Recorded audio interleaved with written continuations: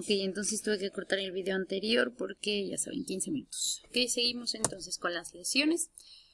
Cuando hay calcificaciones de importancia intermedia, tenemos amorfas o indistintivas.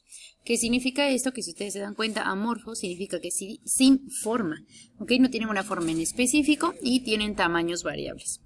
Desde puntiformes por acá, las que tenían como forma de rondana que les decía, con su centro transparente, y redondas, ¿no? Y tenemos así distintas. Entonces, cuando hablamos de calcificaciones sospechosas de malignidad, encontramos lesiones que son pleomórficas o heterogéneas y son menores a 0.5 milímetros. Finas, lineales y ramificadas. Si se dan cuenta son, digamos que delgaditas, por eso la característica de finas. Lineales porque, bueno, ustedes lo pueden ver, hay líneas, y ramificadas, quiere decir que tienen también otras aunadas, ¿no? Son como ramas, por eso se dice ramificadas. En el paréntesis de comparación con estudios previos, cuando se considere necesario. Nosotros hablamos sobre patologías de la mama que fueran benignas y precisamente decíamos que si tienen una lesión que no ha presentado cambios, entonces a la paciente se le puede pedir incluso cada año o hasta 2 años una mastografía de control, ¿ok? Entonces, pues prácticamente, si yo quiero comparar si esa patología benigna ha evolucionado o no, entonces pues tengo obviamente que pedir una nueva y además pedir que la paciente lleve los estudios anteriores precisamente para, como se los estoy diciendo, comparar el resultado pasado con este nuevo resultado y comprobar si ha evolucionado o no. En el inciso E, categorías de valoración final, incluyendo el grado de importancia y recomendaciones pertinentes. Ok, entonces, a esto es lo que se refiere el último inciso, el E, categorías de valoración final. Aquí entonces va a depender de, BIRATS va a estar clasificado en 0, desde 0, 1, 2, 3, 4, 5 y 6.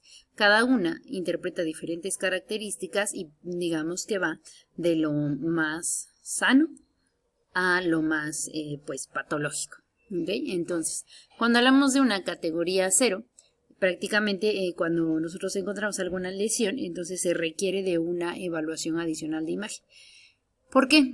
Pues para estar prácticamente seguros, ¿no? Entonces se utiliza casi siempre en mastografías de detección. Bajo ciertas circunstancias, esta categoría puede ser utilizada después de un seguimiento mastográfico completo. Aquí la recomendación de una evaluación adicional de imagen puede incluir, pero no limitar, un cono de compresión, magnificaciones, proyecciones especiales y ultrasonido. ¿Qué significa todo esto? Si yo no encuentro prácticamente, o bueno, el resultado de mastografía, lo podríamos meter como en un BIRAT 0 o en categoría 0. Pudiera ser también que necesitásemos otro estudio como comprobatorio, ¿ok? Para, digamos, que no dejar pasar nada. Podemos incluso pedir un ultrasonido. Cuando sea posible, si el estudio no es negativo y no existe la certeza de que un hallazgo sea benigno, el examen debería incluir comparación con un estudio previo, que es lo que les decía hace ratito. Entonces, la categoría 0 prácticamente solo se tiene que poner 0 o que entre en BIRAT 0 cuando la comparación con estudios previos es absolutamente requerida para hacer una valoración final y estos no están disponibles. ¿Okay? La recomendación debe detallar si se requiere complementación diagnóstica o la necesidad de estudios previos. Pasamos a la siguiente categoría, que es categoría 1, y se encuentra como negativa. Quiere decir que en esta categoría es que ambas glándulas mamarias son simétricas, ambas mamas. No hay presencia de nódulos, no hay una alteración en la arquitectura, en la anatomía de la glándula mamaria, ni calcificaciones sospechosas. Es un estudio prácticamente con un resultado negativo.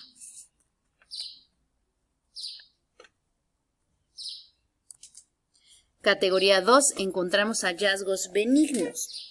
Puede haber calcificaciones ganglios intramamarios, quistes simples, algunas lesiones que contengan algún tipo de grasa, ¿ok? Como los quistes oleosos, lipomas, galactoceles, amartomas con densidad mixta, fibroadenomas calcificados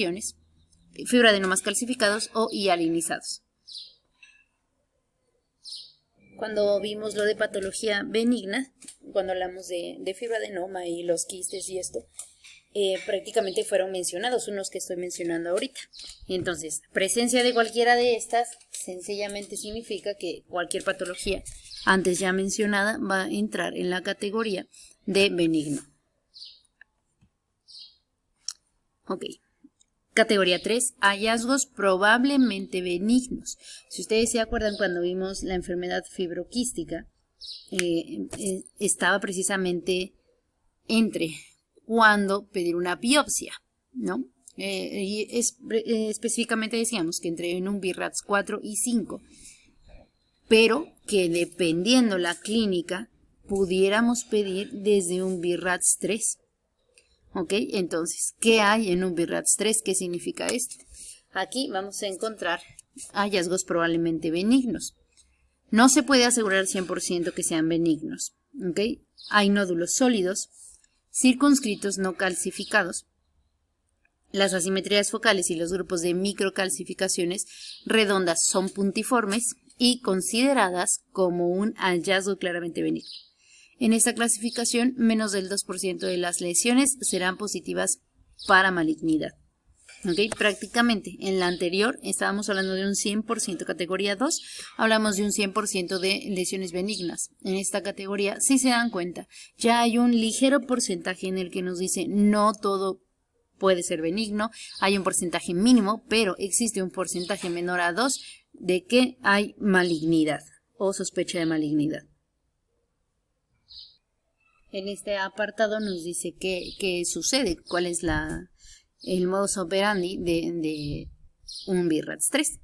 Bueno, entonces, si se ha obtenido un BI-RADS 3, entonces lo que va a pasar en el seguimiento, unos 2-3 meses o hasta 6 meses, se pide otra mastografía, pero unilateral. Quiere decir que solo de la glándula mamaria, de la mama, que se encontró la lesión.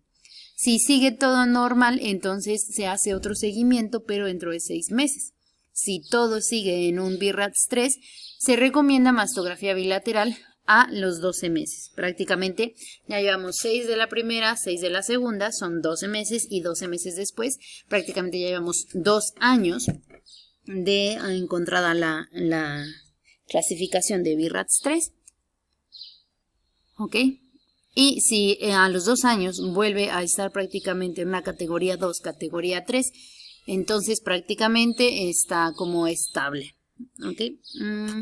Y podemos cambiarla, digamos que quitarle un numerito de gravedad y ponerlo en BI-RADS 2.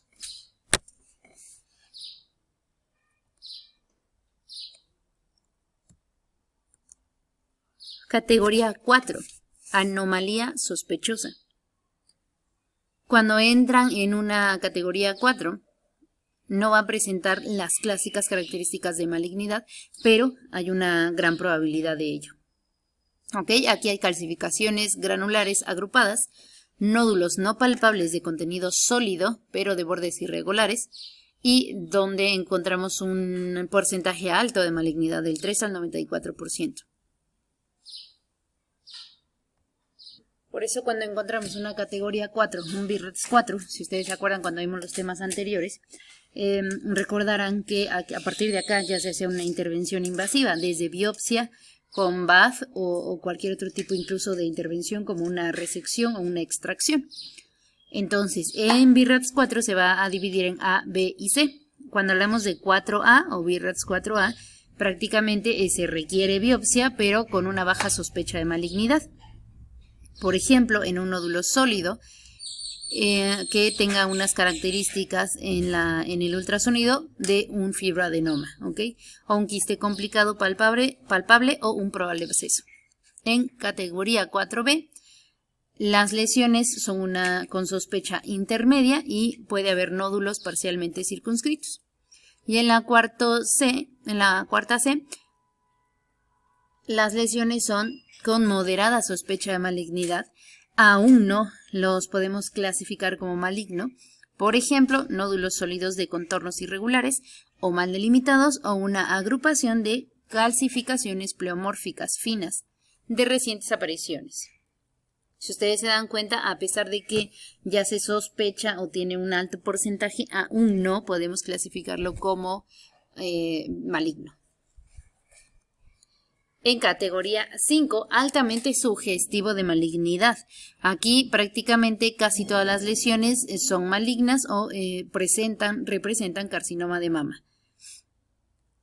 El 95% o más de probabilidad de malignidad. ¿Okay? Se encuentran nódulos irregulares espiculados, calcificaciones finas, en distribución lineal o segmentaria, o nódulos irregulares espiculados con calcificaciones pleomórficas asociadas.